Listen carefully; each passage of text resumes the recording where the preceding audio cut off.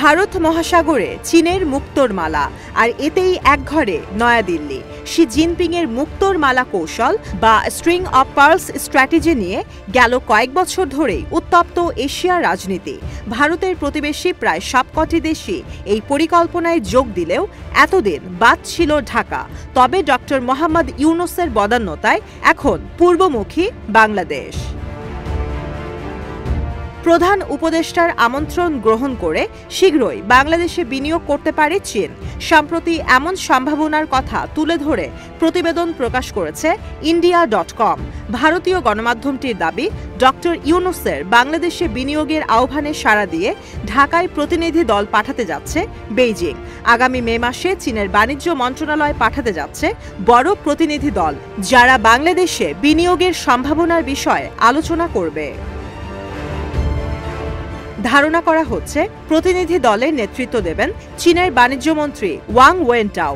ইন্ডিয়া.কমের দাবি, এটি শুধুমাত্র বিজনেস ডেলিগেশনের আনুষ্ঠানিক সফর নয়, বরং এর পেছনে লুকিয়ে রয়েছে গুরুত্বপূর্ণ ভূরাজনৈতিক কৌশল, যা বাস্তবায়ন হলে গভীর সংকটে পড়তে পারে ভারত।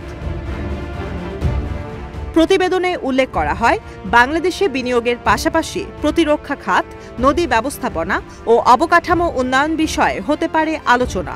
বাংলাদেশকে স্ট্রিং অফ পার্লস কৌশলের গুরুত্বপূর্ণ অংশীদার হিসেবে মনে করে চীন, যার আওতায় বিমান ঘাঁটি ও সমুদ্র বন্দরের মাধ্যমে ঘিরে ফেলা সম্ভব ভারতকে।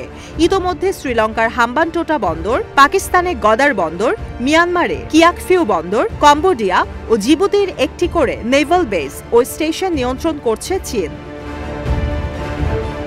এ তালিকায় বাংলাদেশ বাদ থাকলেও ডক্টর ইউনূসের চীন সফরের পর 16 কলা পূর্ণ হয়েছে। সম্প্রতি মোংলা বন্দরের কাজ দেয়া হয়েছে বেইজিংকে। কলকাতা থেকে খুলনার এই বন্দরটির দূরত্ব প্রায় 180 কিলোমিটার। মোংলার আধুনিকীকরণ ও সম্প্রসারণের জন্য $400 মিলিয়ন বিনিয়োগের প্রতিশ্রুতি দিয়েছে শি জিনপিং সরকার। চীনকে দুহাত খুলে স্বাগত জানাচ্ছে অন্তর্বর্তীকালীন সরকার।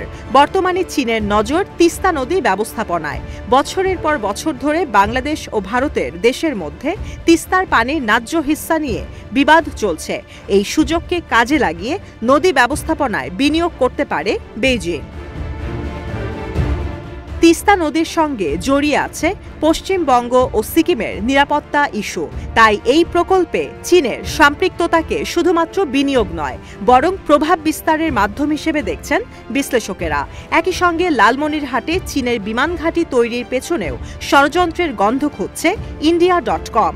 প্রতিবেদনে দাবি করা হয়, দোকলাম ও অরুণাচল প্রদেশের মতো লালমনিরহাটে সামরিক ঘাঁটি তৈরির মাধ্যমে নয়াদিল্লিকে কৌশলগতভাবে চাপে রাখতে চাইছে বেইজিং।